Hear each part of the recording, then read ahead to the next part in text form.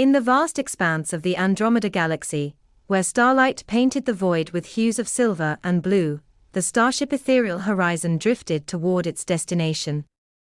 Its mission was as audacious as it was perilous: to explore Gliese 928F, a newly discovered exoplanet believed to harbor alien life. Commander Myra Voss, a seasoned explorer with a reputation for fearless leadership, stood on the ship's observation deck.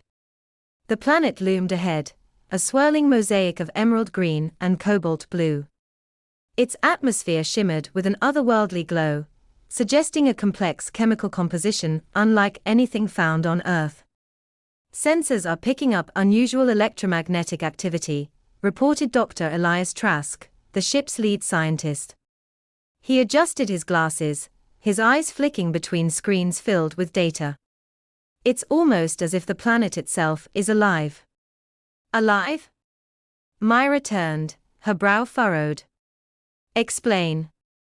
The electromagnetic waves are patterned, almost rhythmic. It's not natural. It's as though something, or someone, is broadcasting. The crew exchanged uneasy glances. The idea of encountering intelligent alien life was the dream of every explorer, but the reality of it sent a chill through the air. The Ethereal Horizon entered orbit, and the crew prepared for descent. The landing craft, sleek and armored, carried Myra, Elias, and 3 other crew members: Lieutenant Rhea Park, the ship's pilot, Ensign Tariq Solis, a biologist, and Dr. Cale Arden, an exogeologist. As they descended, the planet's surface came into focus. Towering crystalline structures jutted from the ground like skyscrapers, refracting sunlight into dazzling rainbows. Rivers of liquid light meandered through lush, iridescent forests. Strange, winged creatures soared through the air, their translucent bodies glowing faintly. "It's beautiful," Rhea whispered, her hands steady on the controls. They landed in a clearing surrounded by the crystalline spires. The air was dense but breathable, tinged with a sweet, metallic scent. As the crew disembarked, the ground beneath them pulsed faintly, as if responding to their presence. Tariq knelt to examine a patch of bioluminescent moss. "The biodiversity here is extraordinary. These plants seem to photosynthesize using a process completely unknown to us." Cale scanned one of the crystalline spires. "These structures aren't just minerals. They are latticed with organic material. It's like they are growing." Suddenly, the rhythmic electromagnetic signals intensified. Elias's handheld scanner emitted a series of sharp beeps. "We're not alone," he said, his voice tight. From the forest emerged a being unlike anything they could have imagined. It was tall and slender, its body composed of shifting light and translucent matter. Its form was humanoid, but ever-changing, as if it existed in multiple dimensions at once. Its eyes, or what could be called eyes, glowed with a soft, golden light. The crew froze, their instincts battling between awe and fear. The being raised an arm, and the electromagnetic patterns shifted, translating into sound. A voice, melodic and resonant, filled the air. "Travelers from the stars," it said. "You are welcome here." Myra stepped forward, her voice steady. "We come in peace. We wish to learn about your world and share knowledge." The being tilted its head, a gesture that seemed both curious and amused. "Your kind is bold, venturing so far. We are the Lumina, stewards of this realm. But know this, to explore is to risk, and knowledge comes with a price." Before Myra could respond, the ground beneath them trembled. The crystalline spires pulsed with blinding light, and the air vibrated with an intense hum. The Lumina's form flickered, its golden eyes locking onto Myra. "You have awakened the sentience," it said, its voice tinged with urgency. "Prove your intentions, or face the judgment of Gliese 928F." The crew barely had time to react as the planet itself seemed to come alive. The ground split open, revealing a massive network of glowing veins that pulsed like a heartbeat. The crystalline structures shifted, forming an intricate pattern around the clearing. The rivers of liquid light began to flow toward them, converging into a swirling vortex. "What's happening?" Rhea shouted, her hand on her weapon. "The planet is testing us," Elias said, his voice trembling. "It's evaluating our worth." Myra took a deep breath and stepped into the center of the vortex. "If it's a test, then we face it together." The light engulfed her, and for a moment, everything was silent. Then, the vortex dissipated, and the crystalline structures dimmed. The Lumina regarded Myra with something that resembled respect. "You have passed," it said. "Your courage and unity prove your intent. You may learn from us, but tread carefully. Our knowledge is vast, and our world is fragile." As the crew prepared to return to the ethereal horizon, Myra looked back at the Lumina. "Thank you. We will honor your trust." The being's golden eyes shimmered. "The stars are connected, Commander. What you learn here will echo across the cosmos. Use it wisely." As the landing craft ascended, the crew sat in reflective silence. They had ventured into the unknown and emerged with a glimpse of the extraordinary. Alien worlds, Myra thought, held not just danger, but the promise of connection, a reminder that humanity was just one thread in the infinite tapestry of the universe. Alien worlds. The starship Orion's reach drifted silently through the blackness of space, its engines a low hum beneath the command deck. Captain Lena Vallon gazed out at the stars, the vast sea of darkness stretching endlessly before them. The ship was on a mission of discovery, venturing beyond the reaches of known space to explore new worlds, ones that had never been mapped, never touched by human hands. "Captain," said a voice behind her. It was First Officer Jace Core, tall and composed, always the pragmatist. "We've reached the coordinates. The planet is just ahead." Lena turned, a flicker of excitement in her eyes. "Report." "Atmospheric readings suggest it's habitable," Jace continued. "There's water, a breathable atmosphere, and temperatures within range. It's in the Goldilocks zone of its star. But we don't know much more yet. The scans are incomplete due to some interference." Lena nodded. "Prepare a landing party. I want to know everything about this world." As the Orion's reach descended into the atmosphere of the unknown planet, a strange sense of awe settled over the crew. The surface below was a patchwork of lush forests, rolling mountains, and shimmering seas. Towering clouds swirled above, tinged with an eerie violet hue that gave the world an otherworldly glow. Landing was smooth, and the crew suited up in their exosuits, ready to make their first steps onto alien soil. As Lena, Jace, and the rest of the team emerged from the airlock, the smell of fresh air, crisp and earthy, hit them. "This is incredible," whispered Dr. Mara Lenz, the ship's biologist, as she crouched to examine a plant. It had long, iridescent leaves that shifted colors in the sunlight, moving like liquid metal. "I've never seen anything like this." The planet's flora and fauna seemed almost too perfect. There were towering trees with glowing roots, strange creatures that scampered in the distance, some resembling large, iridescent insects, others like small, four-legged mammals. Yet, for all its beauty, there was something subtly off, a feeling that tugged at the edges of Lena's mind. "Do you sense it too?" Jace asked, his voice low. Lena frowned, scanning the horizon. "Yeah. It's too quiet. No sounds of birds, no rustling of leaves in the wind. Just the hum of the atmosphere. Something's not right." Just then, a low rumble echoed through the ground, followed by the faint tremor of an earthquake. The team instinctively gathered together, their suits syncing with each other to ensure their safety. The ground ahead of them cracked open with a sudden force, and from the depths of the fissure, a strange, glowing light emerged. It was a pulse, rhythmic, almost like a heartbeat. "Captain, we need to investigate that," Jace said, his voice tense. "That doesn't look natural."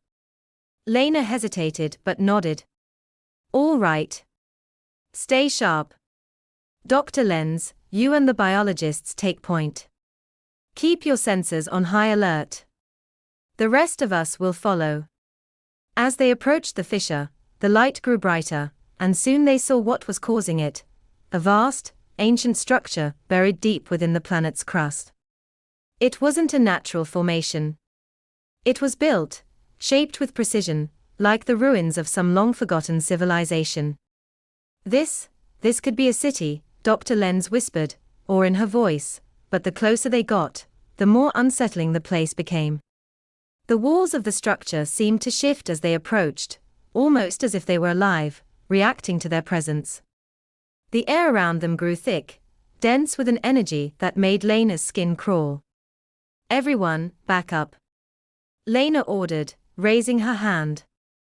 But it was too late. From the cracks in the stone emerged someone.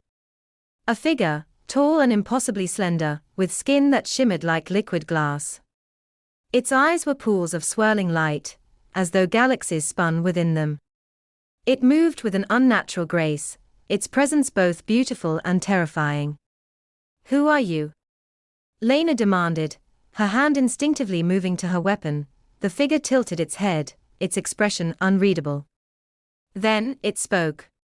Its voice was not one of sound, but of thought, transmitted directly into their minds. We are the Arlith. We are the creators of this world, and you have trespassed. The words echoed in their minds, reverberating with a power they could not comprehend. But you are not the first. Many have come before you. And all have failed. Lena's heart raced. Failed? What do you mean? The figure's form seemed to ripple, its shimmering skin reflecting the light in strange patterns. You will learn soon enough. All who discover us must choose to become part of the whole, or to return to the stars. Choose wisely, for the consequences are irreversible. With that, the figure dissolved into the stone, leaving behind only the eerie glow. The tremors stopped, and the air seemed to clear. But something had changed. The team could feel it. The atmosphere was different, as though the planet itself had acknowledged their presence. As they made their way back to the ship, Lena couldn't shake the feeling that they had been part of something far larger than themselves. Whatever the Arlith were, they were not gods, but something much older, something that had shaped the course of many worlds. We need to leave, Jace said, his voice strained.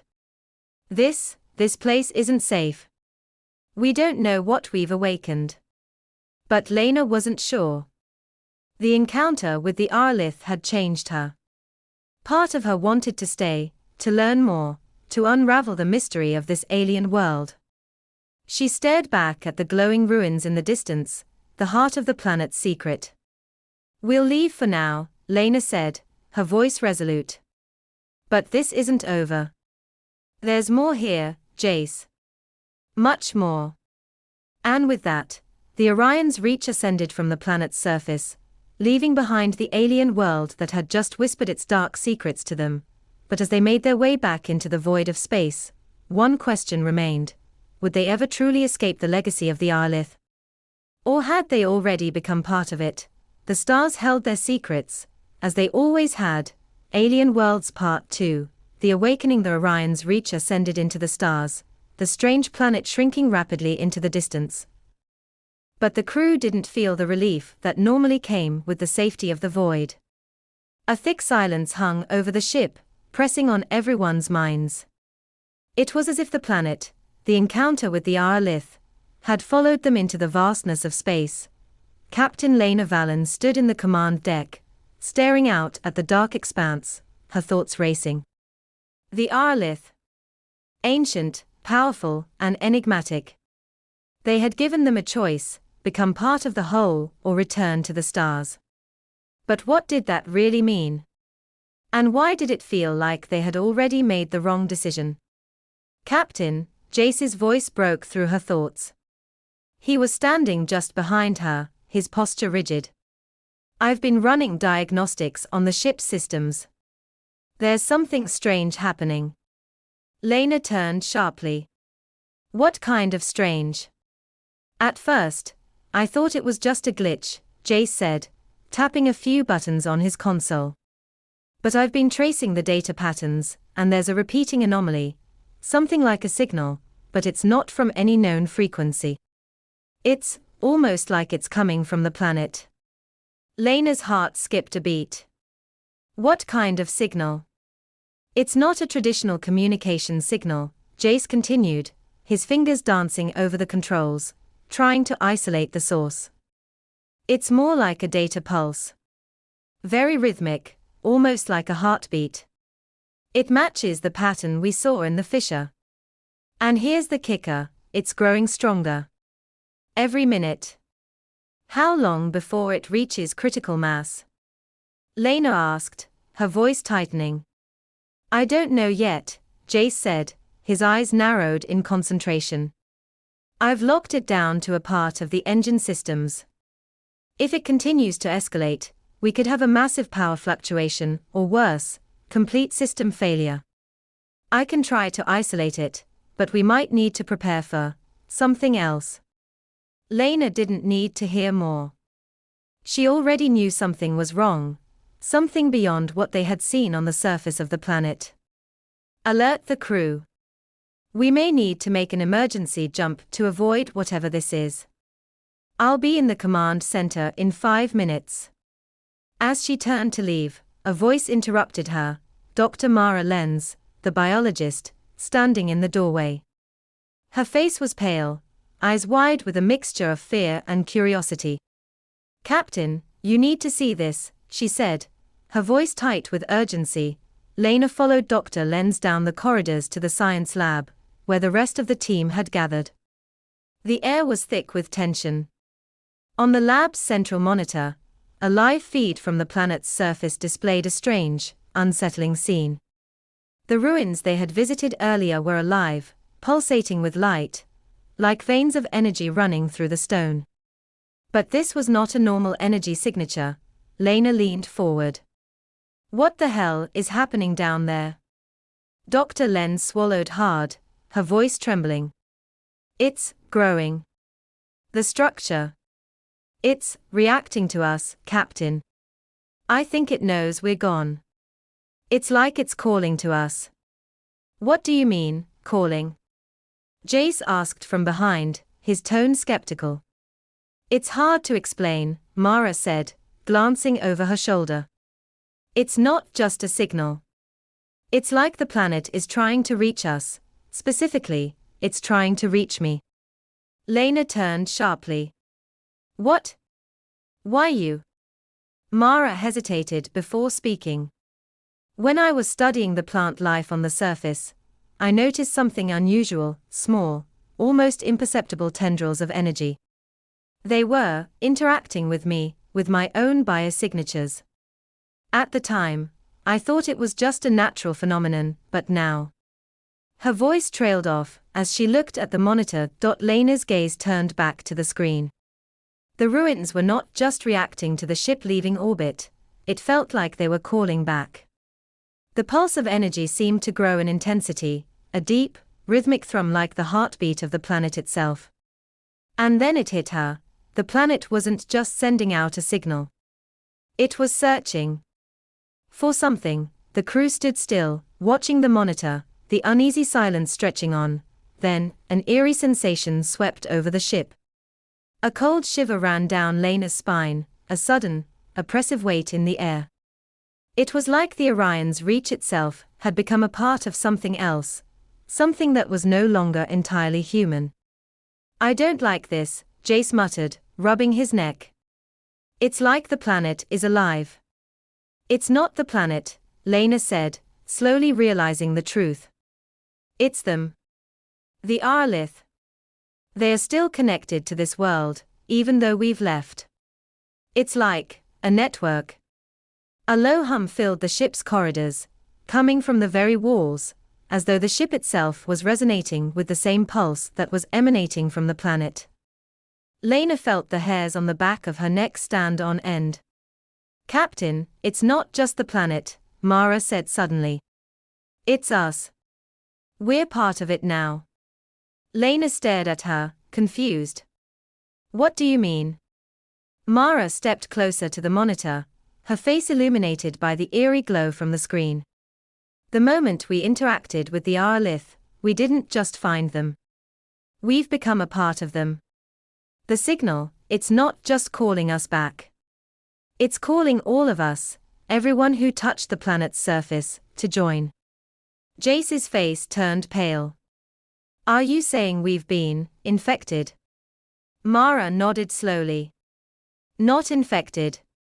Connected. I don't know how, but I think we've become part of whatever the Arlith are. Maybe we've been marked. A sudden alarm cut through the conversation, a shrill, mechanical warning. Captain, we've lost control of the main engines, shouted a crew member over the comms. The systems are locking up. I can't. The ship lurched violently, throwing the crew members against the walls. We're losing power. Jace yelled, scrambling to stay on his feet. It's happening, everything is shutting down. Lena's eyes widened in realization. The signal is overriding our systems. It's not just calling us. It's taking control. The lights flickered and dimmed. The ship's hull groaned, its internal systems failing one by one. The crew scrambled to maintain control, but it was clear, whatever had connected them to the Arlith was growing stronger, and it had found a way onto the ship. Mara's face was pale. We need to disconnect ourselves from the signal, now, before it's too late. Lena turned to Jace. Get us back to the planet's surface. We need to sever this link before it consumes us. But as the words left her mouth, the lights blinked out completely. The last thing they heard before the complete shutdown of the Orion's reach was a voice, a deep, resonant sound echoing through their minds, not from any speaker, but from within themselves. You have made your choice. Now, you will become one of us. And then, everything went dark. Alien Worlds Part 3, The Convergence. The darkness was absolute. Lena Valen opened her eyes, but there was nothing to see, only emptiness.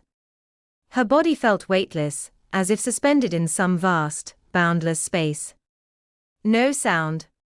No sensation of movement. Just the cold, disorienting feeling of being disconnected from everything. Then, slowly, like ripples on a still pond, fragmented images began to form in the blackness. First, there were flashes of the planet's surface, the glowing, pulsating ruins, the strange, liquid-like creatures, and the towering trees with their shimmering roots. But these images weren't just memories. They were alive, shifting and changing, bending to the rhythm of the pulse they had felt. A deep, alien presence seemed to wash over Lena, filling the emptiness around her. It was no longer just a signal. It was a consciousness, a collective, ancient intelligence, far beyond anything human, the Arlith. The realization hit her like a physical blow. The voice, the one that had echoed through their minds back on the surface, hadn't been a warning. It had been a message. And now, that message was consuming her, wrapping around her thoughts like a vine. Captain, a voice whispered in her mind, and this time it was no longer Jace, or Mara, or any of the crew. It was something else, something that had always been there, but now it spoke in her very thoughts, in a voice that was both multiple and singular. You are not alone. Lena tried to respond, but no words came. The connection was too overwhelming. The sensation of being part of something vast and incomprehensible drowned out all rational thought. Then, as if she had been plucked from the void, her senses returned. The weight of her body pressed against her, the familiar hum of the Orion's reach systems filled her ears, and the cold floor beneath her palms brought her back to reality, if such a thing existed anymore. Lena gasped for breath, blinking rapidly, trying to adjust. She was in the command deck, kneeling in front of the navigation console. Her crew was there too, Jace, Mara, and the others, each of them sprawled out on the floor, eyes wide and unseeing, but something was wrong. The ship was still in motion, but not under their control. The walls of the command deck hummed with a strange energy, the familiar, sterile environment of the Orion's Reach now walked by an unsettling, otherworldly glow. Lena pushed herself to her feet. Her legs felt like jelly, unsteady, and her head throbbed with a dull ache. The pulse, the rhythmic heartbeat of the Arlith, was still there, pounding in her chest, a presence in her very soul. "Jace," she said hoarsely, her voice shaking. Are you okay?" Jace stirred beside her, his eyes fluttering open. He looked around, disoriented, before meeting her gaze. There was a flicker of recognition in his eyes, but it quickly shifted to something darker, something uncertain. We're still here," he muttered. "But this isn't right. It feels like we're not alone anymore. The ship systems, they're not responding to my commands." Lena's heart sank as she realized what had happened. It's them. The Arlith. They've taken control. They're inside us, inside the ship. It's like we're a part of them now. Mara was sitting up now, her face pale but focused. Her breathing was shallow, her pupils dilated. She caught Lena's gaze. "Captain. I felt them. It wasn't just in my mind. It was in my body. In my blood." "What do you mean?" Lena asked. Though she had an unsettling feeling she already knew the answer, Mara swallowed hard. "It's like we've been infused with their essence. It's not just a signal anymore. It's emerging. We're not just connected, we've become part of whatever they are. I think it's in us, physically now. I feel it inside me." Lena's mind raced, trying to piece the puzzle together. She had heard the Arlith speak through their minds, had felt their consciousness reach into hers. But Mara's words suggested something far more invasive, an actual physical change. Just then, the comms console on the command deck crackled to life, its usual smooth tone distorted by static. Lena's heart skipped a beat as a new voice, cold, ancient, and yet strangely familiar, spoke through the ship's speakers. "You are the chosen. You are the convergence." The words seemed to resonate deep within her, echoing in her bones, and for a moment, Lena could not tell whether it was the ship's system speaking or something deeper, something inside her, answering the call. "The Arlith have awakened once more. Your bodies are vessels, your minds are gateways. You will now join us, as the many have before you." Lena's grip tightened on the console, her knuckles white. "No. We won't be your vessels. You cannot resist. You are part of the whole. There is no going back." A shock ran through the ship, an electric pulse that vibrated in her chest. The lights flickered violently, the walls pulsing with a deeper, more urgent thrum. It felt like the ship was no longer a machine, but something alive, a living organism suffused with the Arlith's presence. They had merged with it. Lena's vision blurred for a moment as a flood of images overwhelmed her mind, visions of a vast civilization, stretching across countless planets, each one teeming with the Arlith's influence. She saw their hands, long, thin, translucent, reaching out to touch the stars, bending them to their will. She saw them in their purest form, beings of light and energy, woven together into an unbroken web of consciousness, and then, amid those visions, she saw something else, them, the crew of the Orion's Reach. Their bodies were transforming, becoming something new. Their flesh was not being consumed, but remade. Changed. Slowly, insidiously, each of them was being integrated into the Arlith's hive mind. "No," Lena whispered, stepping back. She didn't know if it was her own voice, or if the Arlith had spoken through her. But she knew this. The Arlith were not just ancient and powerful. They were endless. They were not a race of beings. They were a collective, a network that had transcended individual identity. And they were merging with them, with her. The pulse grew louder, and then, Lena felt it. Something deep within her, stirring. It was not pain. It was not fear. It was understanding. The Arlith were not a virus, not invaders. They were something else entirely. Something necessary. They were the universe's memory, its architects. And she and her crew were now a part of that eternal design, but in the back of her mind, a flicker of resistance remained. It was faint, but it was there, a spark of humanity, of choice, buried deep beneath the merging consciousness. Lena took a shaky breath, trying to focus through the overwhelming presence of the Arlith. "We can still fight this," she said, her voice barely audible. "How?" Jace's voice echoed in the same uncertain tone, his face a mirror of her own confusion. "How can we fight something that has already taken us?" Lena's hand hovered over the control panel. The ship was no longer responding to human command, but maybe there was another way. Maybe she could still control it, still sever the link. The voice of the Arlith spoke once more, this time filled with a strange, almost amused finality. "You cannot resist. The convergence is complete." But Lena, for one last moment, resisted. She reached down, her hand trembling, and activated the ship's emergency override. "I can resist," she whispered to herself, feeling the last vestiges of humanity inside her, clawing to break free, and then, with a final pulse of energy, the ship Orion's reach shuddered violently, as if caught in a collision between two worlds, the Arlithas and their own. The universe would never be the same again.